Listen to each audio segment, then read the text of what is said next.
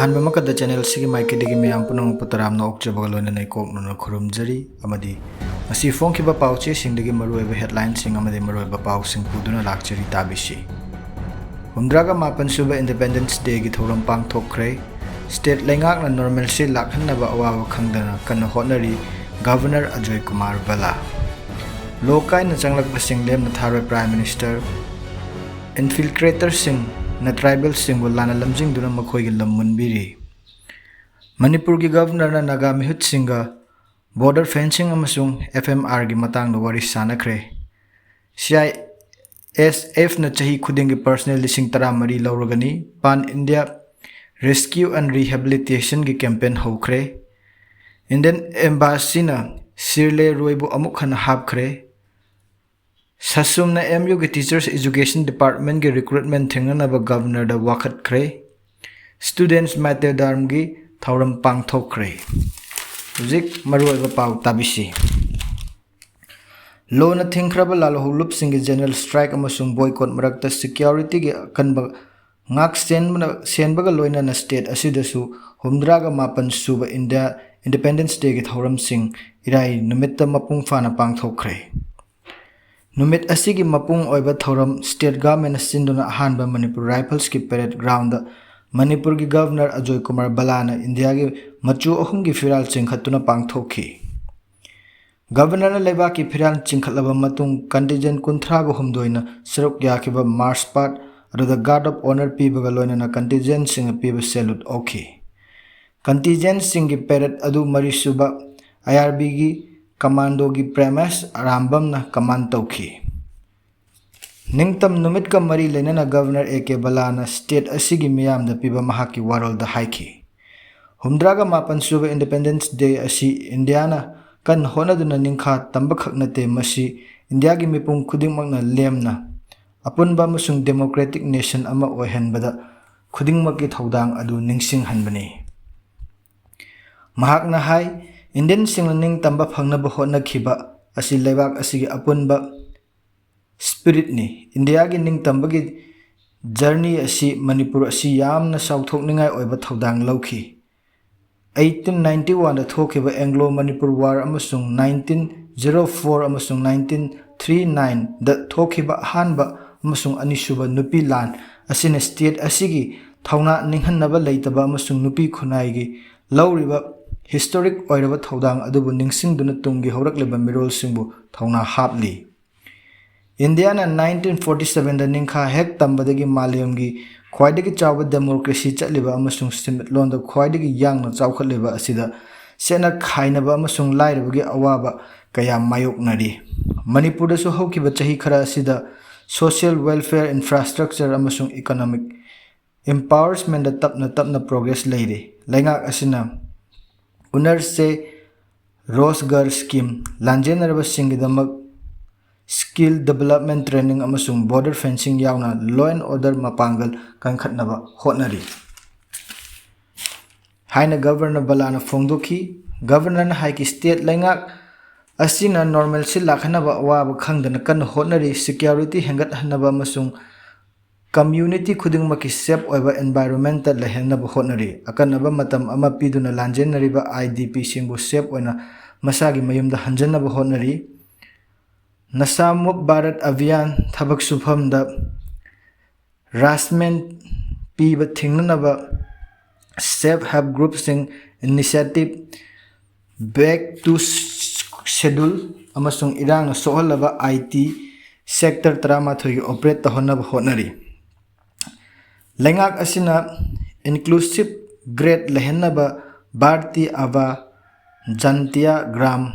उतेयक अभियान की मखाद तोंगान तोंगान बचिंग डिस्ट्रिक्ट अवेयरनेस कैंपेन पांगथोक्तुना ट्राइबल कम्युनिटी सिंगबु चावखतनब होनरी इंडिया की प्राइम मिनिस्टर नरेंद्र मोदी न हौदोखिबा लुपा कोटी अमगी PM विकसित भारत रोजगार योजना हाइबा असिगी नहासिंगबु एम्पावर तौनब होनरी मणिपुरदा लेरिबा नहासिंग ना मसिगी खुदोंचाबा सिलौदुना स्टेट असिगी अमदि लेबाक असिगी तुंगी मिरोलगी लमजिंग मैरा ओइबियु मसिगी खोंथांग असिना विकसित भारत की विजन अदु मपुंग फाहंदुना नहासिंगना लौबा थौदांगदा हेना मपुंग ओइगनी। Union government na akhannaba Manipur gidamak lanjinaribasingi infrastructure public service gidamak lupa koti 2,2,7 kaithokhlaga thami. Haukiba matamda kaithokibasing adu tungi chatnaba khudong chananaba amasung miyamgi ijat gidamakta kathokpani haina ikai khumnasi haina Governor A.K. Balana fongdokhi. Thauram aduda Jammu and Kashmir Light Infantry Army, Assam Rifles, BSF, CRPF, Manipur Rifles, IRB gi nupa amasung nupi contingent, Armed Police Assam, Combined Civil Police, Manipur Jet Development, Forest Department sing susaruk yaki. Parade aduda Manipur Fair Service, Traffic Police, NCC Air Wing, Sainik School, Johnston Higher Secondary School, NSBC, TG Higher Secondary School amasung Wangkai High School susaruk yaki. Thauram aduda 2024 gi Republic Day lauthokhiba MPS Elangbam Bhuvneshwar Singh ida ikai khumnaraba President Medal for Dignities Service pikhi. Masida sunatana Inspector General of Police Intelligence NAP IPS Kabib Keda Police Medal for Meritorious Service amasung CID gi Inspector Oinam Premananda Police Medal for Meritorious Service ki mana pikhi. District Police Ukhrul gi Assistant Sub Inspector of Police Laisram Ram Kumar Singh da mahakna piriba service adu sakhangbo oina Police Medal for Meritorious Service pikhi. 2014 gi Independence Day gi thoromda lauthokhiba Police Medal for Meritorious Service ki mana sing adu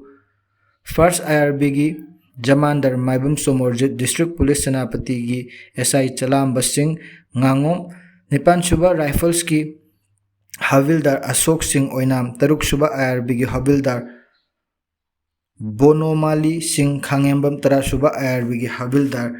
Rosen Singh Mayanglambam, Mari Suba IRB gi Riflesman Nongthongbam, Visheshwar Singh Taruk Suba IRB gi Rifleman Premjit Singh Posambam, Taruk Suba Rifles ki Rifleman Rinko Hau Ruibada Kusinaki. Chanung 168 ki battalion asi RPF Imphal East ki chanung da leba khunja amasung mahiroi singaloin na battalion asigi F company da humdraga mapan suba Independence Day gi thoram pangthokhi. Battalion asigi Commandant Suresh Kumar gi pauktak makhada company asina Officer in Charge Assistant Commandant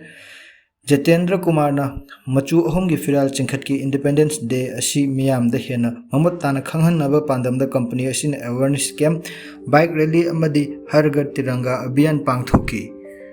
Thauram adugi saruk ama oina athum ahau amadi chana thaknaba gi polam sing mahiroi sing adu da khunja sing yenthoki. More Technopal District Manung Channa Indo-Myanmar Border Town More da More College SDO More in charge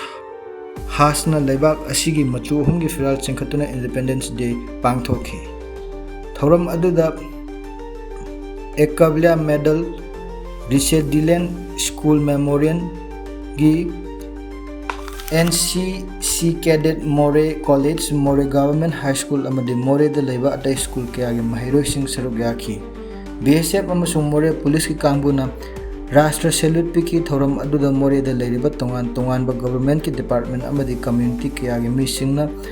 humdraga mapan suba Independence Day thoram pangthokpa aduda mapung phana saruk yaki. Masini ngasigi maroiba headline sing amadi maroiba paw sing tabiriba singbo amuka hana khurumjari amadi channel asibu like share amadi subscribe toba kawbiganu punumakpo amuka hana thakatjari.